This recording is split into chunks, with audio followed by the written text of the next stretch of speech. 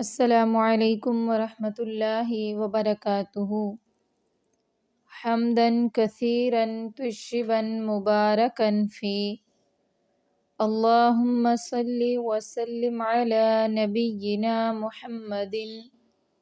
اعوذ باللہ من الشیطان الرجیم، بسم اللہ الرحمن الرحیم۔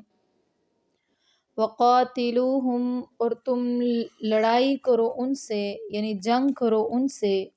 حتی یہاں تک کہ لا تکون نہ رہے فتنۃ کوئی فتنہ، ویکون اور ہو جائے الدین دین للہ اللہ تعالیٰ کے لیے، فإن پس اگر انتہوا وہ باز آ جائیں،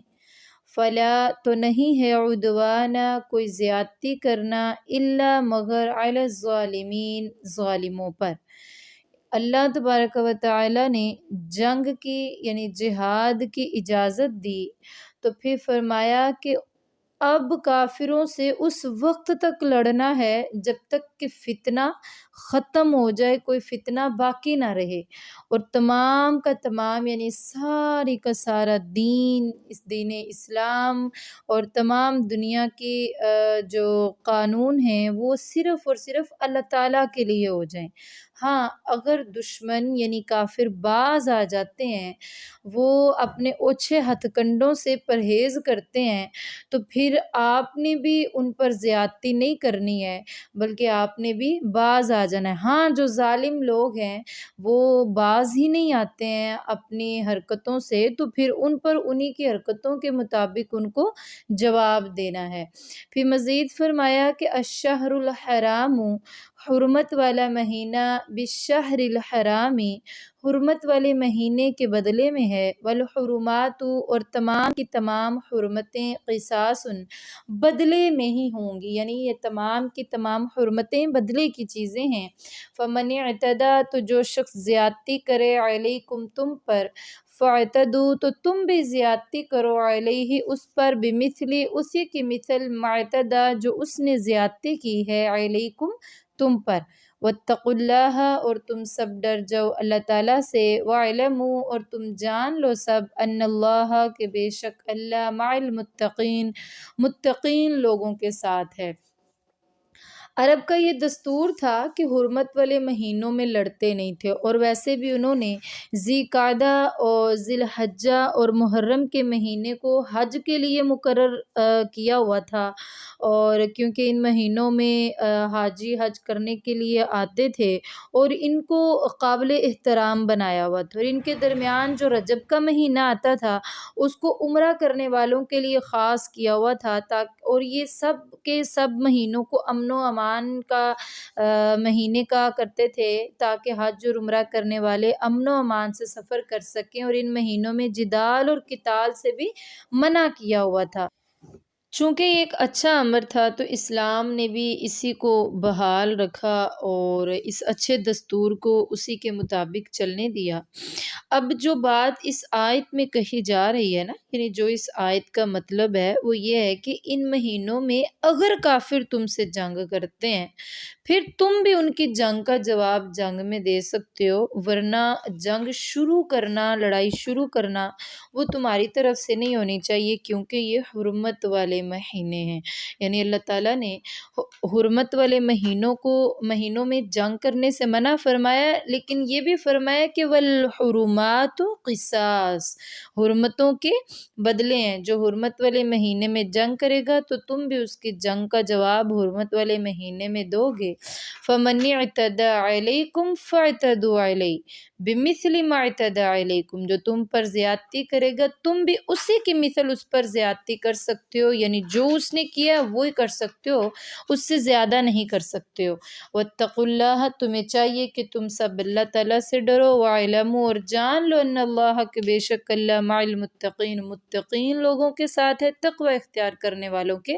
ساتھ ہے۔ پھر مزید فرمایا کہ وَأَنفِقُوا اور تم سب خرچ کرو، فی سبیل اللہ اللہ تعالیٰ کی راہ میں، ولا اور نہ تلقوا تم سب ڈالو، بِأَیْدِیکم اپنے ہاتھوں کو، الی التہلکۃ ہلاکت کی طرف، وَأَحْسِنُوا اور تم نیکی کرو، ان اللہ بے شک اللہ یحب پسند فرماتا ہے المحسنین نیکی کرنے والوں کو۔ اللہ تعالیٰ نے فرمایا ہے کہ تم کیا کرو، اللہ تعالیٰ کی راہ میں خرچ کرو، ولا تلقوا بایدیکم الی التہلکۃ واحسنوا، تم اللہ تعالیٰ کی راہ میں خرچ کو روک کر یعنی خرچ نہ کرو تو یہ کام کر کے ولا تلقوا بایدیکم اپنے ہاتھوں کو ہلاکت کی طرف نہ ڈالو۔ سیدنا ابو ایوب رضی اللہ تعالیٰ عنہ فرماتے ہیں کہ یہ آیت تو ہم انصار کے بارے میں نازل ہوئی تھی، جب اللہ تعالیٰ نے اسلام کو عزت دی اور اس کے مددگار بہت ہو گئے تو ہم نے رسول اللہ صلی اللہ علیہ وآلہ وسلم سے علیحدہ میں ایک میٹنگ کی اور ہم نے کہا کہ اب اسلام جو ہے نا اس کے بہت سارے مددگار ہو گئے ہیں اور اسلام پر ہمارے بہت سارے مال بھی خرچ ہو گیا ہے، اللہ تعالیٰ نے بھی اسلام کو عزت دے دی ہے اور اس کے مددگار بھی مال والے بہت زیادہ ہو گئے ہیں، تو لہٰذا اب ہم نا اسلام پر مال نہ خرچ کریں بلکہ اب اپنے مالوں کو سنبھال کر رکھ لیں۔ تو تب اللہ تبارک و تعالیٰ نے یہ آیت نازل فرمائی کہ تم اپنے ہاتھوں کو ہلاکت میں نہ ڈالو، یعنی ہلاکت سے مراد یہ ہے کہ اموال کی نگرانی کرتے ہوئے ان کی اصلاح کرو گے اور جہاد کو چھوڑ دو گے تو تم اس طرح اللہ تعالیٰ کی راہ سے جب اللہ تعالیٰ کی راہ میں مال کو خرچ نہیں کرو گے تو ہلاکت میں پڑ جاؤ گے، لہٰذا کیا کرو وَأَحْسِنُوا، ابھی بھی نیکی کرتے رہو، یعنی اپنے مالوں کو اللہ تعالیٰ کی راہ میں خرچ کرتے رہو۔ ان اللہ بے شک اللہ یحب پسند فرماتا ہے المحسنین نیکی کرنے والوں کو۔ ویسے بھی تو اللہ تعالیٰ کا فرمان ہے نا، جو اللہ تعالیٰ کی راہ میں خرچ کرتا ہے نا تو اللہ تعالیٰ اس کو 1 روپے کے بدلے میں، جس طرح قرآن پاک میں اللہ تعالیٰ نے مثال دی ہے نا کہ 1 روپیہ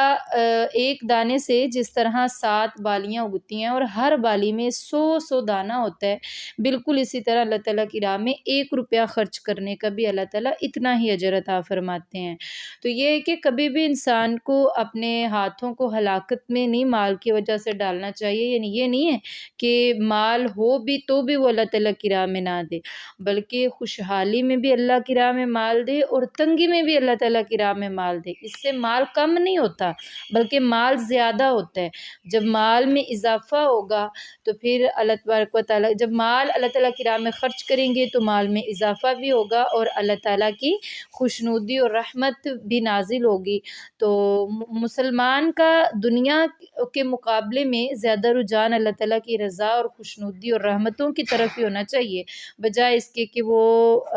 دنیا کے مال کو جمع کرے۔ تو آج کا ہمارا سبق یہیں تک۔ سبحان ربک رب العزت عما یصفون وسلام علی المرسلین والحمد للہ رب العالمین۔ سبحانک اللہم وبحمدک نشہد ان لا الہ الا انت نستغفرک ونتوب الیک۔ السلام علیکم ورحمۃ اللہ وبرکاتہ۔